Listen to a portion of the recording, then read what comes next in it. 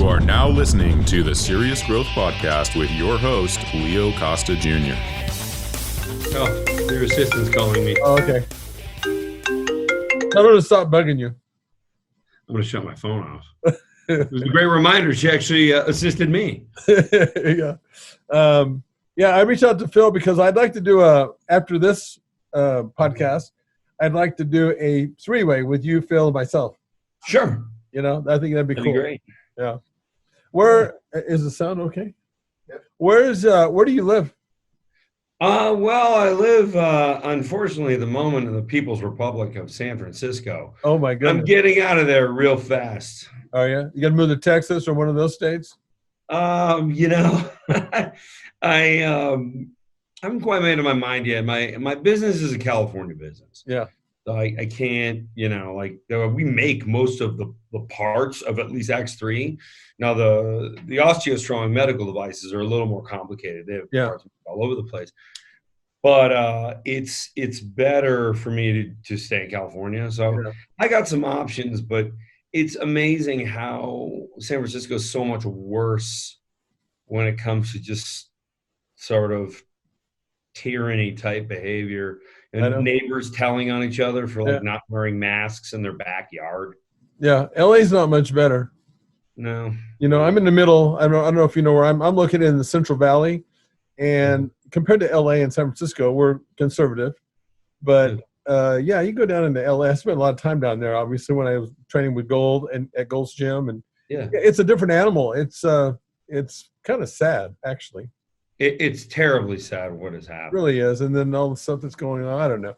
I hope this thing straightens out pretty soon. But, I keep telling people, if the election was yesterday, this would all be gone, or most of it would be gone. I tell people coronavirus ends on November 4th. It ends on November 4th, exactly. Yeah, unfortunately with San Francisco, a lot of the policies are long-term.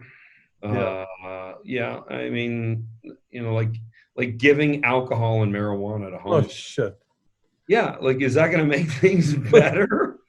They have substance abuse problems. Yeah, I know. That's their biggest issue. You've heard of that expression, truth is stranger than fiction? Yeah. We're there. We are there. This is so weird. It's like you can't even, and now it's so damn blatant and transparent. It's like, oh shit. And we're still buying, so many of them are buying it. And the elected officials in San Francisco, it's like their policy fails and then they double down on it. Yeah. I guess that's what you're supposed to do. I don't know. Yeah. Brutal. Hey, John, did you tell me when we talked earlier on the phone before the podcast a while back that you bought Serious Growth when you were in 7th grade? That's right. Holy crap. Yeah. White cover, picture Tom Platz, black and white on the front. Yeah. It's amazing. I've been into all these years, and you don't sometimes, I don't know, maybe you feel this way too now because you've invented a bunch of stuff and people are using your products, but it's really humbling for me anyway, when I run into somebody that like yourself who purchased this thing when you were in the 7th grade. I mean, I knew it was the products that we wrote back then were a big hit, but I didn't really understand, how it impacted so many people. I think that you're probably going to see the same thing with your products. I already have. Yeah, just no question. I've been using X3 for 3 years, and they send me transformation pictures that are life-changing, totally life-changing. Yeah. And I think that fitness is such a strange industry. Like we've known for 40 years that cardiovascular exercise increases cortisol, which promotes the sacrifice of muscular tissue and the storage of body fat. So it gives people exactly the opposite that they want. Yeah. And that they think they're getting. This research has been out for 40 years. So why doesn't the fitness industry understand this? Yeah. Why don't they talk about it? Yeah. They just don't. So my point is, there's a couple of things out there. I think Arthur Jones wrote some things. I think Mike Mentzer wrote some things. Boy, there was one book he wrote that was just so hard to follow. Mike was did you ever meet Mike? No, I never did. Well, I tell you, I did. And I got to know him kind of well. He's kind of hard to get to know anyway. I think he was a genius, and I think all the craziness went along with that. Yeah. But I met him, and yeah, he was a tough one. But I mean, other than what I just mentioned, like what have been like the important things that we've discovered? Yeah. Like what are like nothing. Yeah. Not much. I refer to the fitness as the most failed human endeavor. If you think about like who actually looks like they exercise, really looks impressive. Male or female? Is it 1% of the population? Maybe 1/10 of 1% of the population? Yeah, like not very many. No, and this is the attitude. I think the people that are a little more thoughtful in their comments when you say, why don't you exercise? And they're like, I don't know. I know a lot of people exercise and they look terrible. Right. They don't look like anything. Yeah. So I can look like I don't exercise by not exercising. Yeah. So that's what I'm doing. Save the energy. Right. And so I just, there's so little understanding. And also, we do this with so many subjects. Like nobody wants to know how their iPhone works. They just want it to work, right? Yeah. And so it's like, there's no instructions that come with an iPhone. You just get it, you turn it on, you go. Yeah. That's not how fitness really is, because it's the human body. And if you don't understand what's happening in the human body, you're going to screw something up. Yeah. You're going to get something wrong. You're going to end up, and I'm not even exaggerating here. I read somewhere somebody saying I'm doing a hybrid between the South Beach diet, which says carbohydrates are good, and the keto diet, which says fats are good. And so all I eat is cheese pizza. This is not even a joke. It's just like, wow. Yeah. Like, you don't even know what to say. And people tend to not want to understand. They just want like bullet points. Yeah. And then on top of that, they want what they want to hear.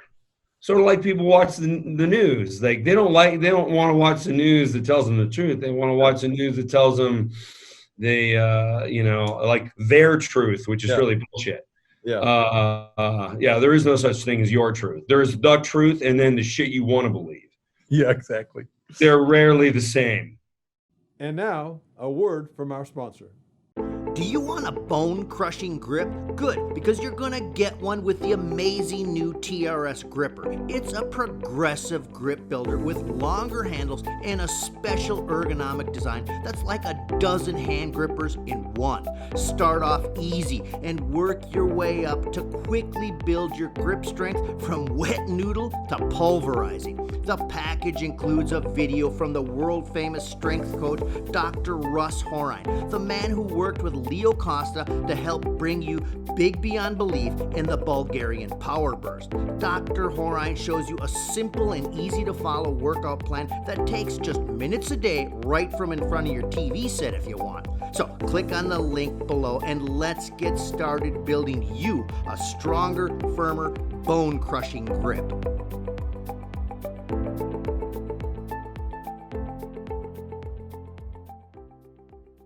Unfortunately, what you're saying applies to a lot of the trainers that are out there. Most of them are fake, as far as I'm concerned, because they're exactly what you're talking about. They don't know the why of why the fuck you should be doing certain things. It blows my mind. And I guess at some point I had a podcast with somebody that said, well, eventually this pendulum will swing, but I don't know about that. Where it'll correct itself. I think there needs to be a catalyst. I think Dr. Baker, Sean Baker, he's been on your podcast. Yeah.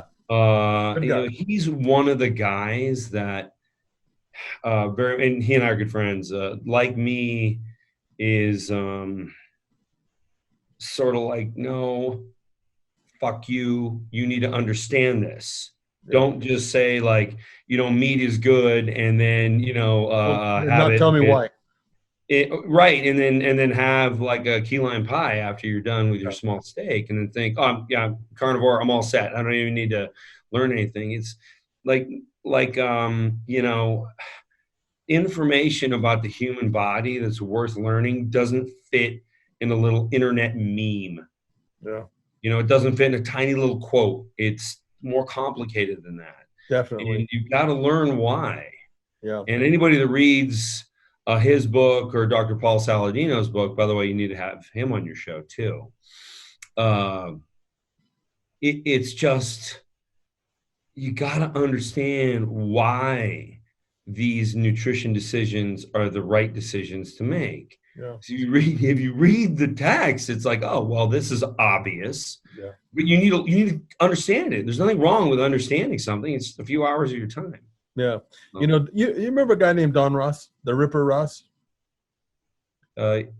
Don Ross. He was a wrestler. And Yeah. He wrote for a lot of the mags back in like late 80s, early 90s. He passed on, but I got to know Don pretty well. And he said something that, people say stuff along the way that makes sense. And he said, everything works to a degree, but it's to the degree that it works. I thought that was kind of interesting information. And then I believe now that from being in the sport as long as I was in bodybuilding, that if you really want to know how nutrition and training works, and if you're dealing with somebody who's a student of the game, which I think that I've become, then that's the person that you want to ask as to what's really going on, because we try everything. Our bodies are our lab experiment, and we really start finding out. There's guys out there, John, that they just want the bodybuilders. They just want somebody else to tell them what to do and what to take, and they never learn it from that perspective. So they don't know. Right. Even though as soon as they hit a stumbling block, they don't know what to do. They don't know. They don't understand anything. Right. And then of course, like Einstein said, he said, real knowledge is through experience. And my dad used to say it in a different way. It's hard to replace firsthand experience when you go through that and you really learn it at that level. And that's what's missing in the industry, and it has been for a long time, as far as I'm concerned, the whole time that I've been in it. I think it's a little bit worse now with social media, personally, but I completely agree. Social media is like training people to have ADD.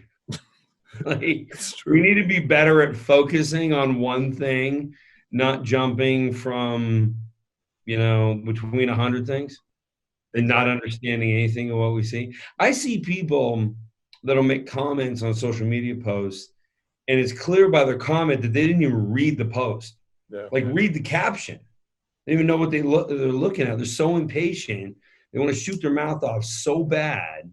Yeah. They don't even understand the subject that they're discussing before they claim to be an expert on it. Of course. John, what is your PhD in? Biomedical Engineering. Biomedical Engineering. Okay. Now, in your bio here, you said you spent years researching and developing improved approaches to health. Can you describe that a little bit for us? So the first thing I did was really based on my mother's osteoporosis. My mother was diagnosed with osteoporosis, and she didn't want to take the medications, and I understood why when I read some of the side effects. And I'm not anti-pharma, but I'm in favor of people learning what they're putting in their body. And after she learned that, and I, in turn learned it, I thought, okay, yeah, let's see if you can avoid this. And so what I said is, there doesn't seem to be, like, they say things like, and this was when she was diagnosed, it's like 14 years ago now. Physical activity is great for bone health. Well, yeah, my mom played tennis. My mom was super athletic. She would go on 20-mile hikes. Like, clearly that's not, like, that recommendation is either lacking in specificity or it's just wrong. Like, which is it? So I'm going to go find out. So I told her, I said, look, there's probably a group of people out there somewhere that have super high bone density. And I'm going to find them. And I'm going to find out why, like what they did. And then we'll apply that to you. Because I look at, like, porosity of the bone, like, well, this only happens because of disuse. And Okay, disuse. Well, how do we use the bone to such a high degree we trigger the growth of it? And so within days of starting a literature review, I found that group. I found the outliers, and the outliers were gymnasts. Like gymnasts, because of the high impact they go through, the rate at which they hit the ground, they get 10 times their body weight through their hip joint. Holy crap. Nobody squats 10 times their body weight.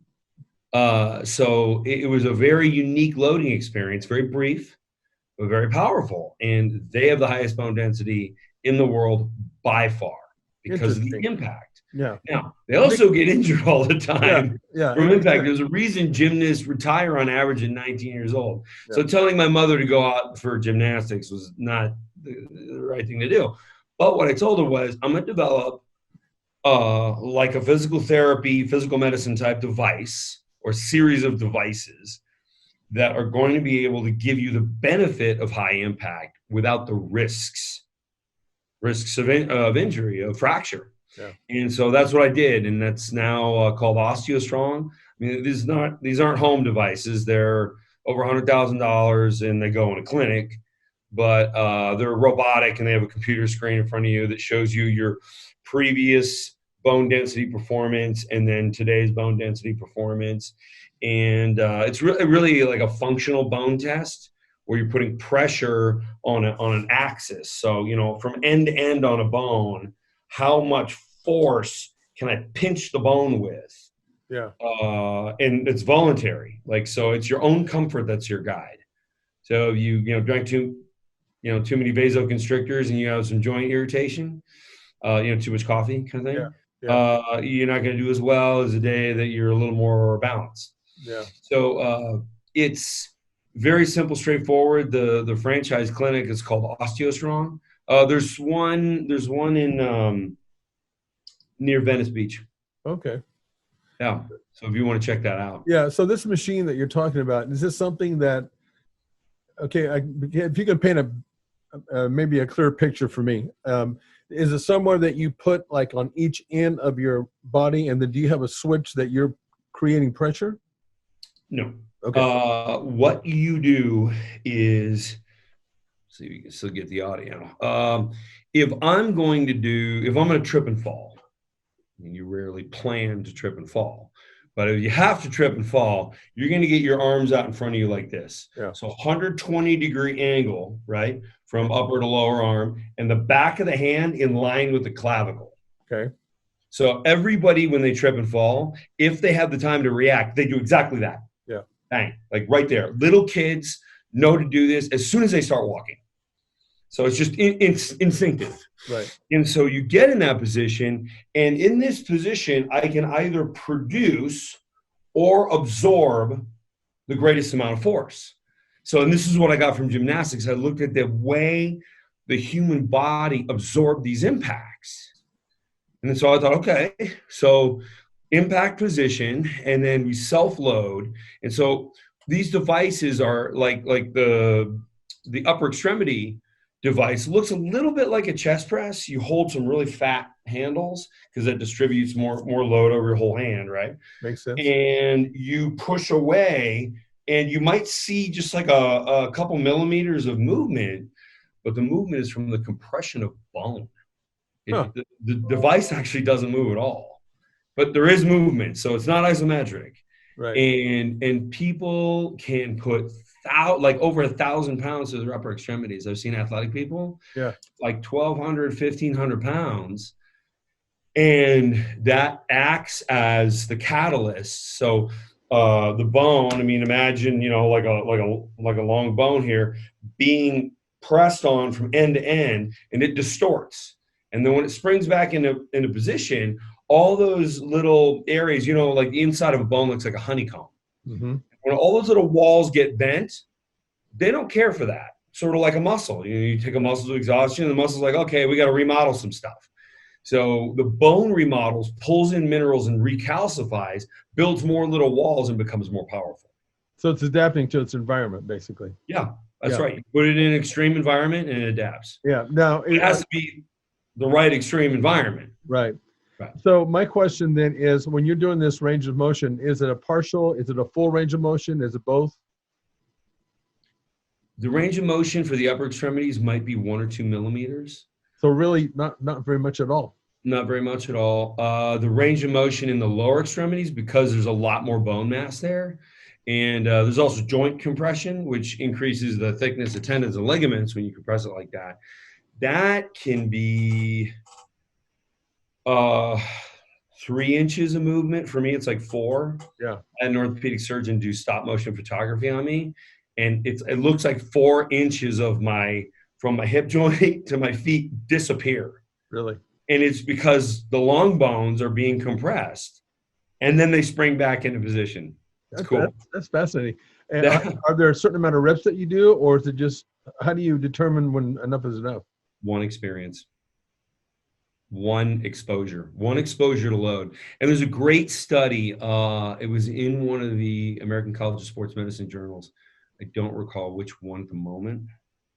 I might think of it in a second, but a great article showing that one load exposure to an osteogenic load starts the process. And that's another point I like making in both of my devices. Like, the body only needs one stimulus. Like, when I go out to get a tan, somebody says, if you want to get a tan, how many sets do you do in the sun? Crazy question. Because just go out there one time. Yeah. And, if you really want to stimulate the most, you have a very intense stimulus. Now, I'm speaking from a weight training perspective in a very abstract perspective. But you really only need one experience of the highest level of intensity that can be handled by the target tissue in that extreme environment that we're creating to get that adaptation. So you only do it one time. And then we have clinical data. I did the first published trial in London. Now, I wasn't the principal investigator. I was just kind of observing, basically making sure they use the equipment right. And so we saw elderly deconditioned females put 6 times their body weight, 7 times their body weight through their hip joint. And like, these are like non-exercising people, like lifetime non-exercisers. Yeah. And so like we have a lot of capability we don't use. And so as I was watching this, I was, some of the doctors that are participating in this, some of the physicians at the hospital were test subjects, and principal investigator was from University of East London, and they kept asking us these questions like, well, what do people lift in the gym compared to this? Because that seems crazy that these people are lifting this much. Now, because it was developed in the United States, I had it in pounds and I didn't have it in metric. And a lot of the people in East London aren't even from England, because people in England do understand the imperial measurement system, but they don't they come from a country that has a metric system. Mm-hmm. So like they were like that particular neighborhood that we pulled our test subjects from, there were people from India, there were people from Africa, there were people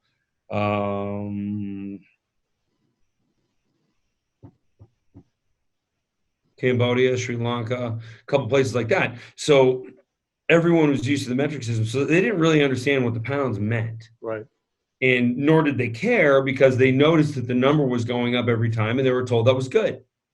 So they're like, okay, I'm getting better. And, we're sitting there thinking like, wow, like these people are really loading their bodies. And they all had incredible results with building bone density. Yeah. But when you look at what they did and then compare that to the NAINS database, that is typically like a good portion of the ACSM publications come out of analysis of the NAINS database. And for your listeners that don't know, that's like the biggest health and health and medical survey that includes DEXA scans for body composition, DEXA scans for bone density, and they generally pull in about 1,000 people per year and then catalog that data so you can always look back and reanalyze it. when I looked at the NHANES database on what people normally load the lower extremities with, and this is going to be so disappointing for a bodybuilder and probably some of the listeners, the average person starts off with 1.3 multiples body weight when they start exercising.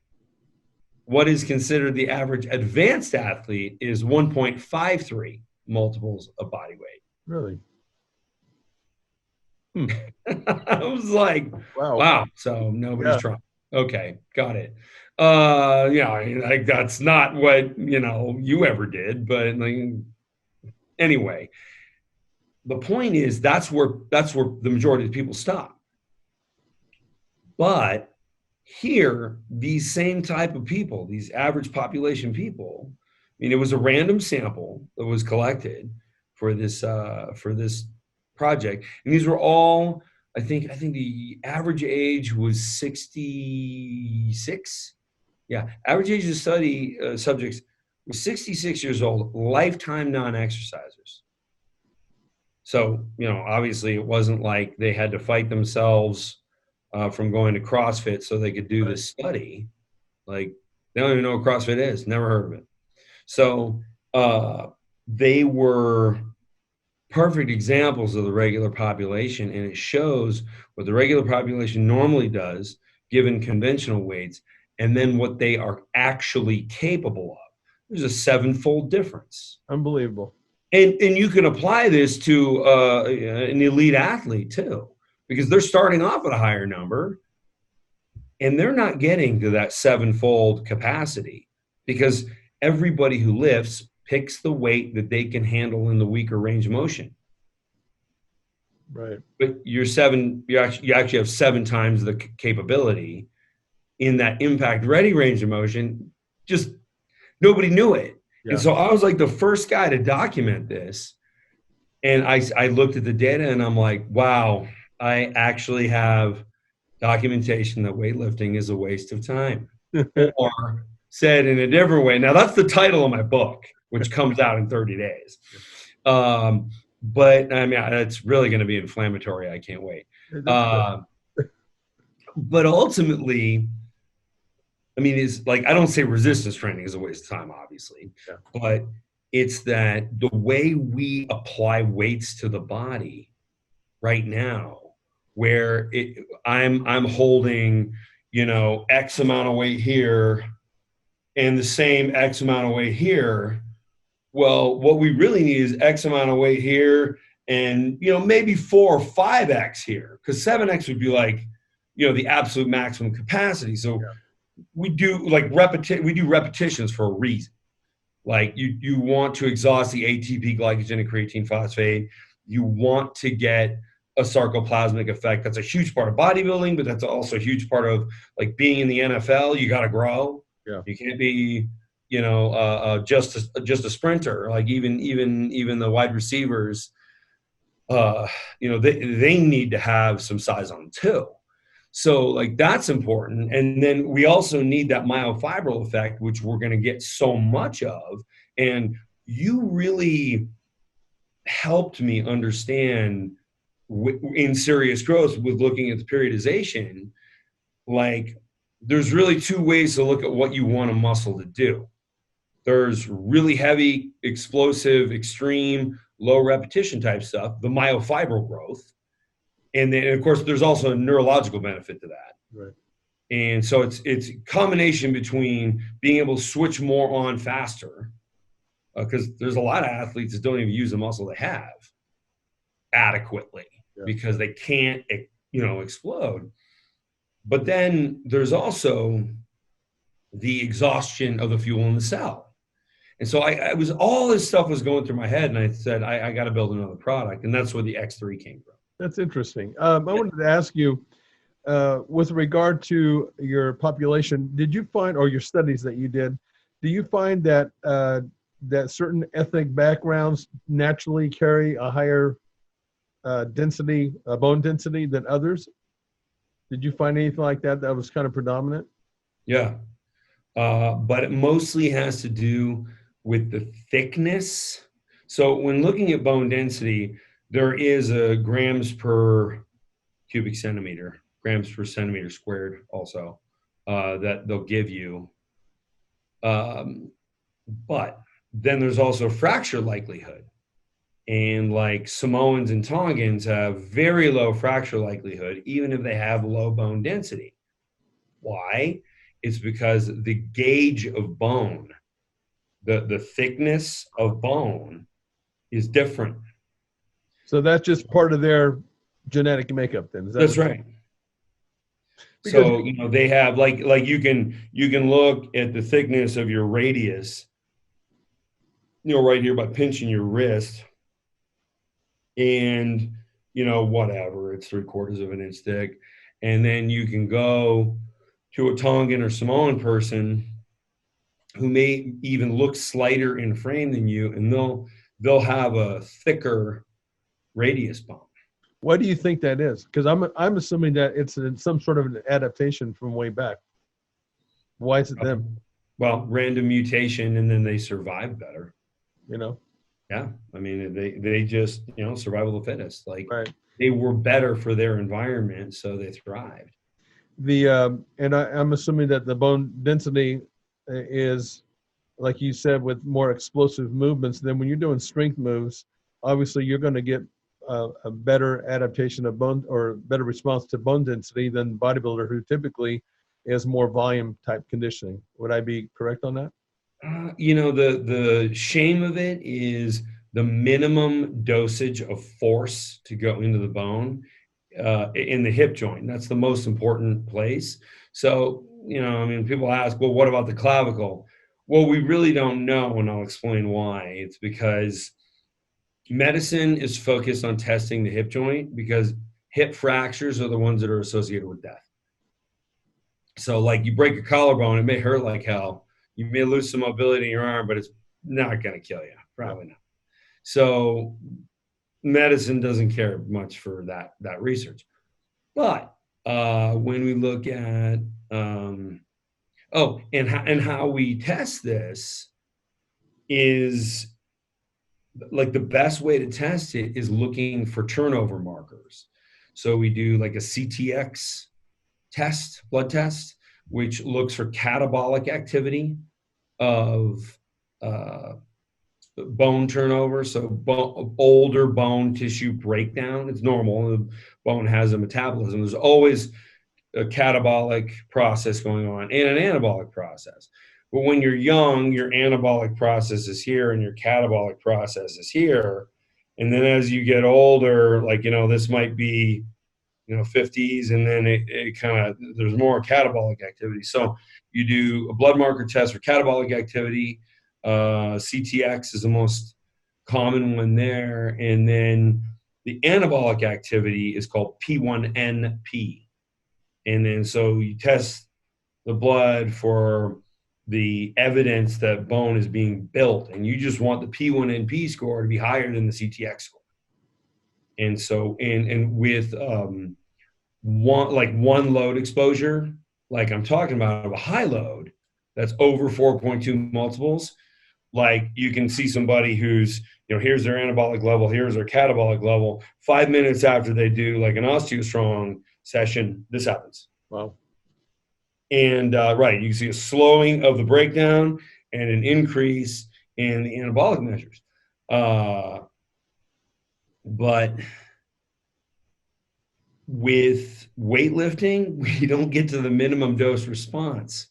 We don't get past the 4.2. You don't know many guys who squat 4.2 times their body weight. Good point. Yeah. So weightlifting, I mean, we need something like OsteoStrong, which is limited range of impact range, which will trigger the effect. And so that, you know, that's why OsteoStrong is a successful business. There's 130 clinics around the world in 8 different countries now. But like another way, which is doubtful this will work, is with variable resistance. But you know, that's my other product. That's way more targeted at muscle. Yeah. Yeah. Have you had anybody actually get hurt from doing the OsteoStrong, like breaking bone, you know, fracturing a bone or anything like that? Yeah, we have hundreds of thousands of people using it. So ultimately, you have hundreds of thousands of people doing anything. You know, people break their necks by stepping on a tennis ball and slipping. Yeah. You know, I didn't know if it was something that was really concerning, especially people that are older like that. It's very, like, extremely low. Yeah. I had a discussion with an insurance carrier that looked at OsteoStrong versus like regular gym type insurance, and OsteoStrong was just a tiny fraction of what happens in regular gyms for the horrible stuff that, you know, people drop weight racks, themselves, fall off the treadmill, drop weights on their feet. I think CrossFit has the highest injury rate that's out there. Last time I read. Yeah, that's well documented. Well documented. You know, I saw a documentary on the guy. I don't think he's with the CrossFit now anymore. I think he said something that got him in trouble, and he stepped down. But he did an interview, and he said, you know, they were making so much fucking money that even with all the people that were getting hurt, it didn't even matter.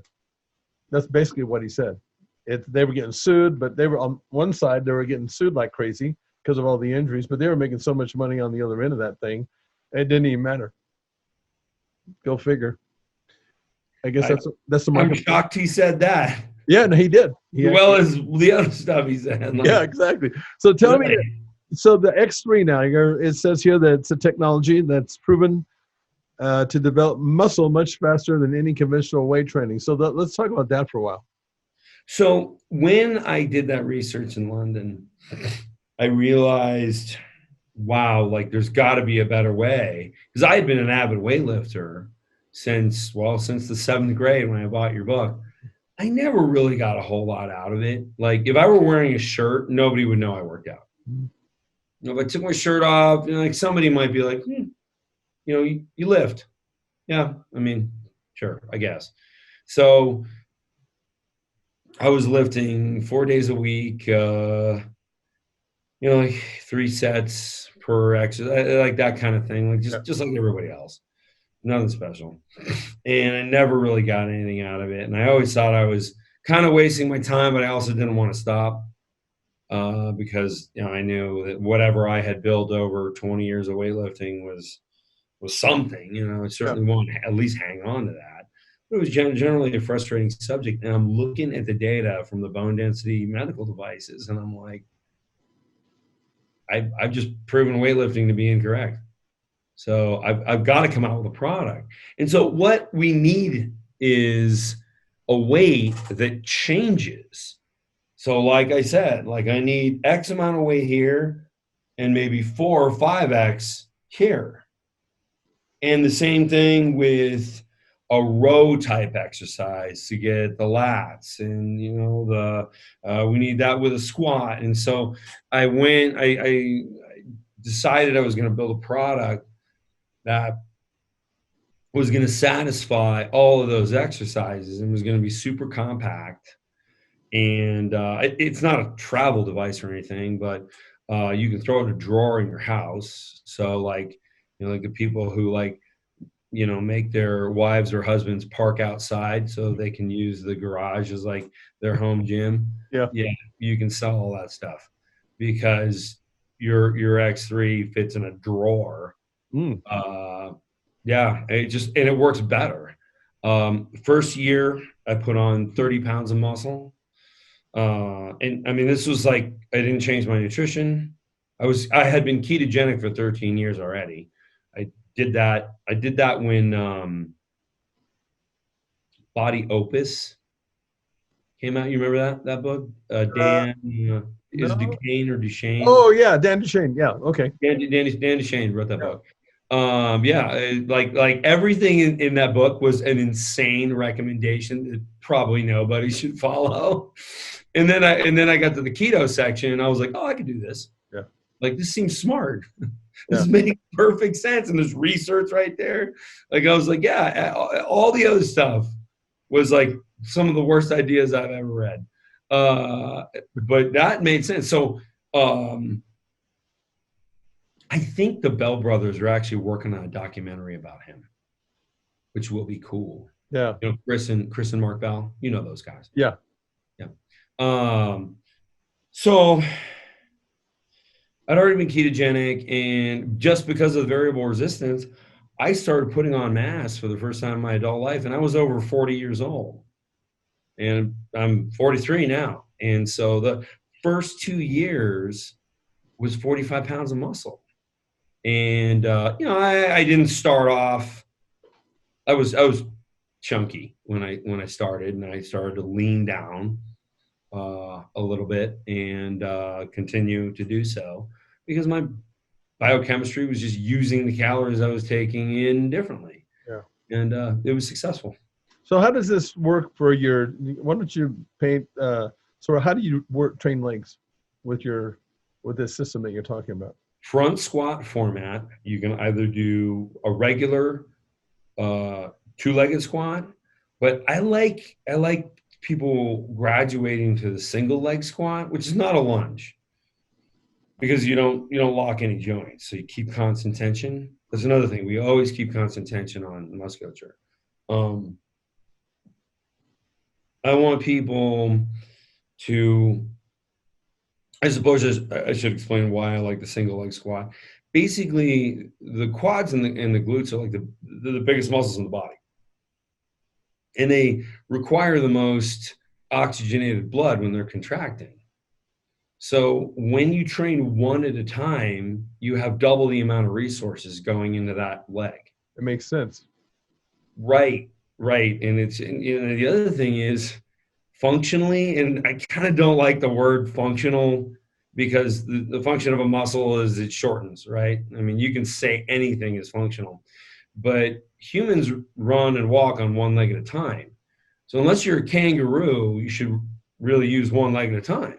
Mm-hmm. And so I really focus on that one leg squat. And when you exhaust from that, you'll see a training difference in your quads by the day. Like you'll look in the mirror in the next morning and your quads will look different. Okay, so a front format squat, but you're saying this it fits in a drawer. What exactly is it? You put something on the muscle when you're training it? No, well, this is the most important part of it. So I mean, it's an Olympic bar. Okay. You can see as I roll it, the hook stays, level with the ground. Okay. So there's a steel bar that goes through the middle, and the exterior is anodized aluminum. Okay.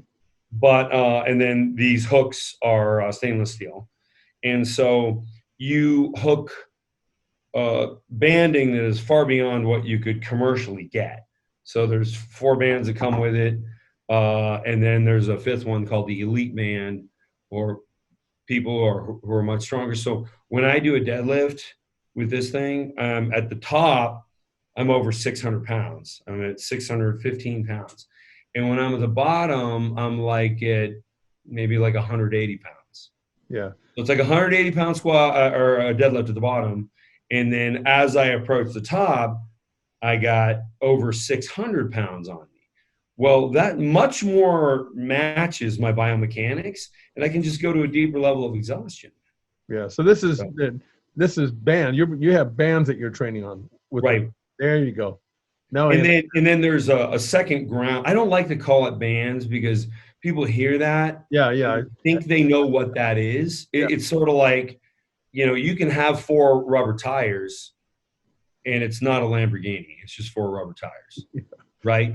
Yeah. But somebody who doesn't know what they're talking about and who doesn't know anything about automobiles and is probably prone to comment on the internet without any information whatsoever will be like, just, pile of 4 tires and be like, hey, check out this Lamborghini.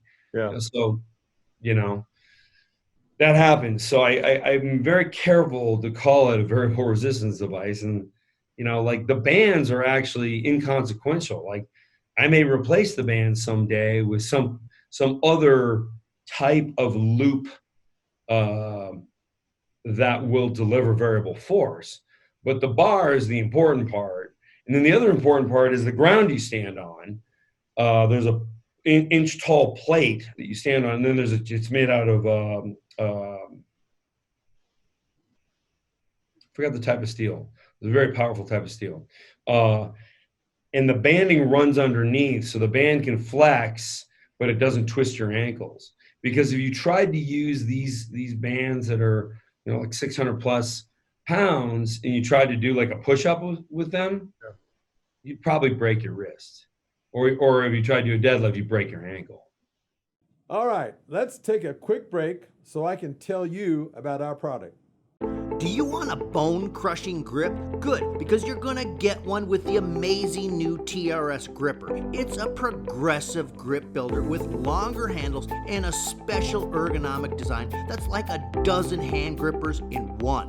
Start off easy and work your way up to quickly build your grip strength from wet noodle to pulverizing. The package includes a video from the world-famous strength coach, Dr. Russ Horine, the man who worked with Leo Costa to help bring you big beyond belief in the Bulgarian power burst. Dr. Horine shows you a simple and easy to follow workout plan that takes just minutes a day right from in front of your TV set if you want.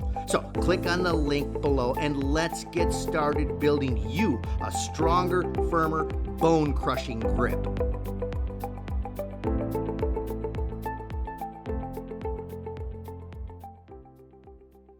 So I would imagine that because this has the appropriate tension based on biomechanics, that you don't have to do a lot of sets. Maybe one, maybe two. One set, right? Because it's a much deeper level of exhaustion. Right. You are so wiped out at the end of that one set. Now we go a little bit higher reps to ensure exhaustion, and also the weight is so high. I just don't want anybody dropping. Yeah. Like my chest press is 540 pounds at the top. I don't want to drop that on myself. Yeah. So like I don't go for like. Thanks for listening to the Serious Growth Podcast. For more episodes like the one you just listened to, subscribe to us on your Google Podcast app and leave us a review. If you'd like to reach out, you can find us online at seriousgrowth.com. Until next time, train smart and train hard. How strong they think they are. Yeah. You see that with bodybuilders too. They do like a bunch of shitty reps, and they're like with regular weight, and they're like, "Oh, check out what I did," and you're like, "Okay." Although I will credit CrossFit for something. CrossFit weights, the fake plastic weights where everything looks like a 45-pound plate. Yeah. It's great because there was a whole wave of clowns out there that are like, check out my 700-pound squat, and you can see the plates just rattling because they have no mass to them. Yeah, that's like 5 pounds. That's not 40. That reminds me of when I was first getting into bodybuilding. So about 6 years I'm into it. I had never been to Gold's Gym at this point. I was in Visalia where I live, and I went to Gold's Gym that I finally got enough. I thought I'm going to go down there and see what the hell's going on, because I would read the magazines, John. I'm thinking, how can these fuckers be that much stronger than me? I'm not weak, Yeah.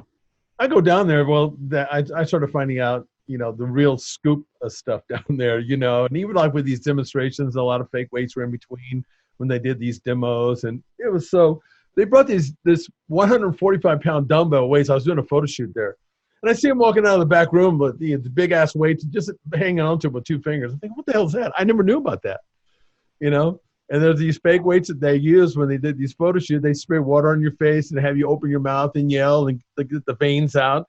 And they got that shot. I mean, because it's too damn hard to hold a weight like that, But anyway, it was just. What happens if they have the event and nobody can pick it up? Yeah. It was just, it's like everything else. So, it's not, unless you're in the thick of it, you don't really see everything.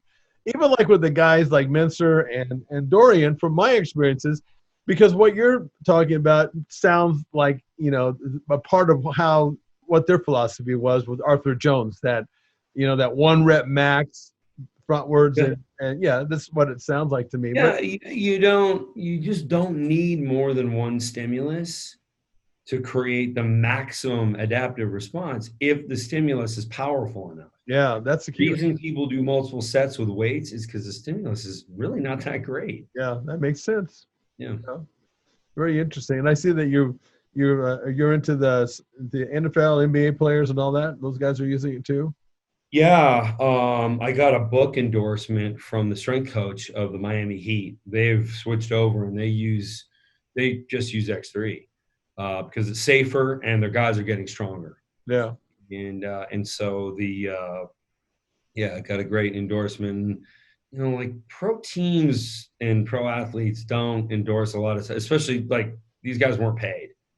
Like we have more than 20 athletes that endorse us and one professional team. And you know, they did that because it works. Yeah. Not because they didn't get paid anything. Do you have to go around and with this new device that you have, are you the one that's certifying the trainers that are working inside these camps? How's that working to get those guys training on? Right now, we're not doing that yet. But yeah, that'll come. Yeah. Yeah. I worked with, back in the day, I got certified as a strength and conditioning specialist, blah, blah, blah. And I worked with a lot of athletes. And it was interesting to work with some of those guys back then, especially baseball players, because back then I was during the days when Mark McGuire and Jose Canseco were coming through. They kind of changed the face of baseball with respect to weight training because nobody wanted to weight train. They were afraid it's going to mess up their swing and all this kind of shit. Of course, we know that it doesn't if it's done correctly. But I guess why I'm asking you that is because I found those guys sometimes to be very difficult to change over. They've been around long enough that they've done enough weight training, almost to the point where, you know, if they came to me, but they were almost like trying to tell me what to do, even though they're hiring me. And I really knew more than they did at that point. So I'm just wondering, you know, if you'll probably have to, as you said, you're going to have somebody come in or yourself to make them sure that they understand how to use it correctly to get the most out of it. I travel a lot. Yeah, I bet. And I see, and you know, now with coronavirus, I do a lot of Skype and Zoom calls because I need to make sure that they're going to use it correctly. Yeah. How many times a week when you're using this system for putting on muscle mass? By the way, before I ask that question, can this develop explosive power? With this training that you have, the X3? It can, but like so many things, you know, nothing does everything. Right. If I were training for explosiveness, I would have people do drills for explosiveness. Okay. Like switching musculature on, you know, like plyometric push-ups kind of thing. Yeah. Plyometric squats. Like those are that's the right tool for that job. Yeah. And that's a neurological job. Most people don't realize explosiveness has very little to do with how much muscle you have. It's how quick you can turn muscle on. Exactly. That's right. Yeah. And so, and it's like, don't take one tool that's designed for building mass. Like when you lift slowly and you get to a really high weight, like you have a high level of myofibril growth. That's the only way to explain that. But then there are other people who wouldn't be able to lift it slowly, but who can just like explode with it and use momentum to move a weight. I'm talking about a regular weight, not X3, because there's no momentum right with X3, which is a great thing because the people who like to do that sort of thing, which does have a high injury risk, you don't have momentum with latex. Yeah. It is totally unforgiving. Right. So you're actually encouraged just through your own reflexes to move slow and in a controlled manner. Yeah. But yeah, it's those are really drills that you need to do to switch more muscle on. I tell people you need to look at them as completely different subjects. Yeah, and that's very true. I'll tell you one of the things that plays to what you're saying. When I was in Bulgaria, I studied with during those days I was in Bulgaria, Russia, and Czechoslovakia. Mm-hmm. And the Bulgarians at that point were the ones that were dominating after 9 years. And they showed they talked about what you're talking about. They said they have all this weight that they're lifting off the ground. They said, we're not strong enough to lift this all the way up to here. We just lift it up to about waist high and the athletes jump underneath the bar. That's an explosiveness. Yeah. That's how they did that. And when you started watching that, especially in slow motion, these fuckers were quick. You know, yeah. I mean, even to the point they said like in a 40-yard dash, they were hard to beat in 40 yards because of that muscle explosion.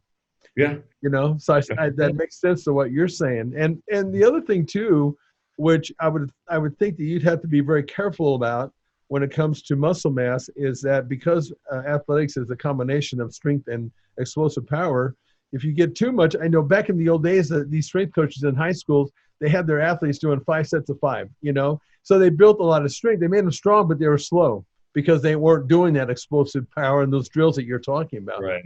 So I would imagine they didn't see it as different.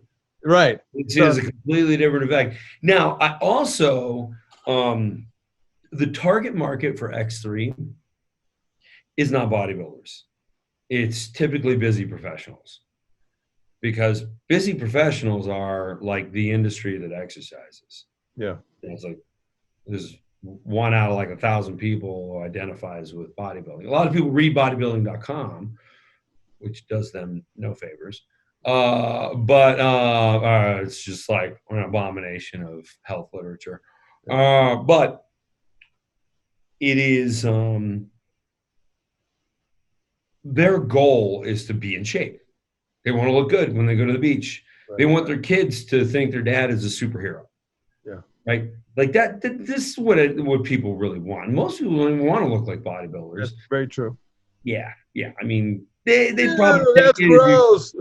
Right. They take it if you made it real easy for them, but we all know it's not easy. So no, they're good. Yeah. If they can swap out 10 or 20 pounds of fat for muscle, they would look like a superhero. Yeah. And especially to their kids and their wife. And that is a massive victory, massive for most guys. Yeah. So that's really our target market. Mostly because these are the people who are willing to read a little bit of science. They'll read a couple paragraphs and go, okay, like this sounds really good. This sounds like it makes sense. Yeah. So they make the determination that it sounds good. And then they cross-reference that with the fact that they've been lifting for years and they haven't got jack shit out of it. Yeah. So it's like, I might as well give this a shot. Yeah. Weightlifting does almost nothing. So I was just, wondering if I should go into like triathlons now or something. Yeah. So I'll give this a shot, and then they do well with it. And did I even answer your question, or I just go down a different path? No, I think you did. Okay. It struck me because I just thought about those days when the coaches in the gym were just lifting purely for strength. And the athletes really weren't, they really weren't performing as well as they should have on the field. I know where I wanted to go. These guys who are like our target market, lifting speed, every once in a while, some of them says, well, I should do some fast reps and some slow reps, right? And I'm like, no, like you're not training for an event where you're going to need that speed. Yeah. And, if you want to do speed drills, okay. But don't do them with X3 necessarily. You can, but like I would do speed drills the way speed drills have been perfected. Like that's something in health and fitness that works pretty well. Yeah. And I would tell them, what's the name of that plyometric board that you kind of hook, wear a vest? Oh, I don't know. There's one where you wear a vest and you hook yourself to a board and you do all kinds of upward work. And then you can, if you can nail it to like mount it to the floor, screw it in concrete, you can do work going different directions. Yeah. Like if you're a wide receiver, you need one of those. Yeah. You got to mimic. If you're not a wide receiver, you don't need one of those. Exactly. Yeah. That's where, the body becomes dysfunction. And being a sports-specific trainer, one of the things I learned with athletes, especially in baseball, but it applies to all sports, because my kid played pro baseball for Kansas City Royals. Oh, wow. I got to know the scouts back then. I was very fascinated by it. They said, in each position, there's these the priorities that the athletes need to have, which are the most important to the least important.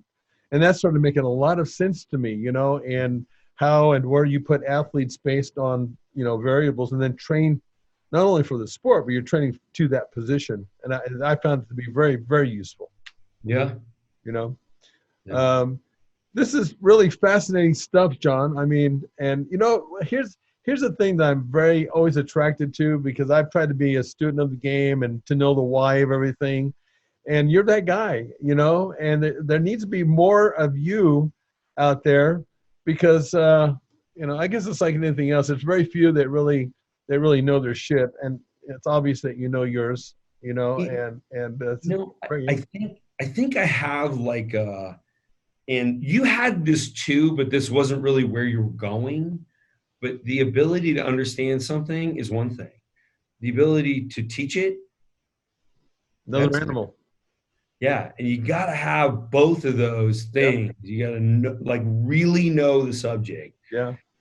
And then you got to be able to teach it to people and get people excited about it. And I think if we look at the success of both OsteoStrong and X3, it's really like I just got good at teaching people. Yeah. No, I can tell. Your demeanor, the way you present your information. You know, I had a coach one time who was and this happens more often than not. He was a great running back in college, spectacular. As a fucking coach, he just couldn't communicate that to his athletes to make them be that, you know, athlete on the field. He had to show you all the time, but he couldn't show and tell. He couldn't do the telling to where they really understood that. And that's not an easy thing to do. It's hard. It's hard to be able to do that, what you're talking about. No. But I can tell and I'm very attracted to that, you know. I was telling Phil cracked up because he's known me a long time and he saw me dressed up like this and he goes, "What the fuck? You're all dressed up. You look great." I said, "You know, I feel really underdressed. I wear a tie all the time. I just like, damn it, man. Like I could have worn a tie." No, but the thing about that is that when I was bodybuilding, I didn't give a shit how I looked. I look homeless, you know. All I cared about was looking on stage a certain way. Mm-hmm. And then after I got out of the game, I needed something to motivate me. And John, this is my new bodybuilding. It's a lot safer for me. You know, you know what I mean? So, but it's just, I take the same approach and I learn shit to the nth degree. And I try to communicate that to these fucking trainers that are out there, you know, learn this stuff to the nth degree because there's a reason why, which I was shocked when I saw this. 95% of the trainers out there fail, fucking fail. And I know why, because I see the half-ass approaches that they take. And like you were talking about, understanding of science, it's like I said, like what percentage of people are actually in shape? Exactly. 1/10 to 1%. Yeah, it translates. So why do we keep following the way the industry has always done it when 1/10 to 1% of people succeed? I know. You invest in an investment company that lost all but 1/10 of 1% of the money that you invested. Yeah, right. Look at it that way. Did you invest with those guys? Yeah, probably not. Yeah. Hey, so John, I want to thank you very much for taking your time to come on the Serious Growth Podcast. I mean, we told a lot of truth today. Yeah. And I really appreciate when I meet somebody where I can keep learning stuff. I'm very enthusiastic and I have passion for all this. And you got me inspired some more. So I do appreciate that. Awesome. And I'd like to an advanced copy of my book also. Beautiful. Yeah. While we're here, if you'd like to, feel free to promote whatever products that you'd like. I know you have a little bit at the top, but feel free to do that. Yeah. Wow. You really blindsided me with that one. Normally I try not to promote, though I did invent two things. So people might be on to talk about that. Come on, tell us about that. Again. Right. So, yeah, I mean, x3bar.com is where you can go and read more about the science of X3 and look at, you know, the athletes who are using it. Also, there's some before and after pictures. People seem to be more interested in the athletes who are pictured using it because before and afters can be faked, I guess. Yeah. But you can't really fake pro athletes using your products. So I think people really like looking into that.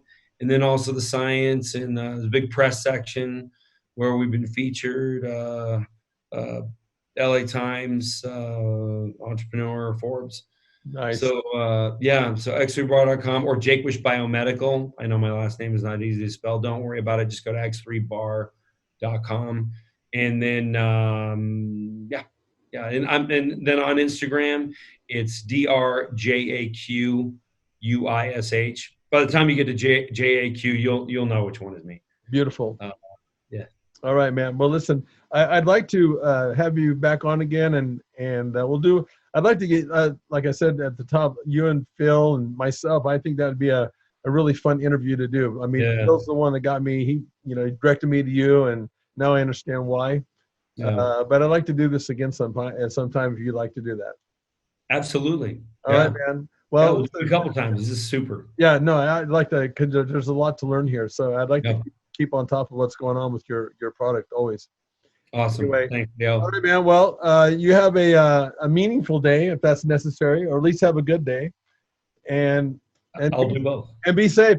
During this whole pandemic, one of the things I've talked about, and I don't think it's talked about enough, I'm getting off on maybe a mini rant here, is I don't think we're talking enough about building the body's immune system, because if you do that, it can pretty much fight off just about anything that's out there. That's my opinion. Yep. My hemoglobin A1C score is 4. Yeah. And so, I mean, I just had some labs done. I think so too. And I just believe in that. And, we never stopped training. We just keep on going. But anyway, all right, man, we'll talk soon someday. Okay, John? Yes. Awesome. Take care of yourself. All right. See ya. Bye. Thanks for listening to the Serious Growth Podcast. For more episodes like the one you just listened to, subscribe to us on your mobile podcast app and leave us a review. If you'd like to reach out, you can find us online at seriousgrowth.com. Until next time, train smart and train hard.